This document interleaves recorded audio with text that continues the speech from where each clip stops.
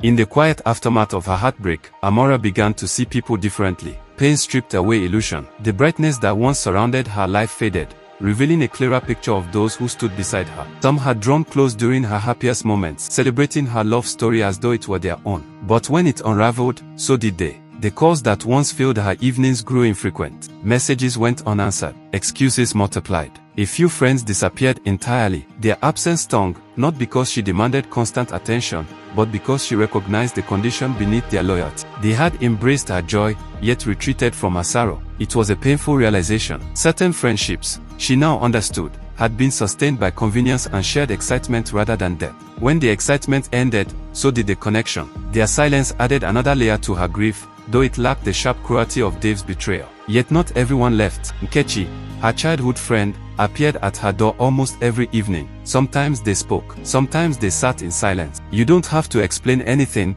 Nkechi would say gently. "I'm here." Those simple words carried more comfort than grand gestures ever could. Eudora, though miles away, called each morning without fail. Her questions were simple. Had you eaten? Did you sleep? Have you stepped outside today? The consistency of her concern felt steady, grounding. Care, Amora realized, did not always arrive loudly. Sometimes it arrived quietly and remained. Gradually, she began separating those who had stepped away from those who had remained. She stopped replaying unanswered messages in her mind. If some had chosen distance during her storm, perhaps they were never meant to weather it with her. The ones who stayed became her pillars. They reminded her of her worth when self-doubt clouded her thoughts. They coaxed small, reluctant laughter from her.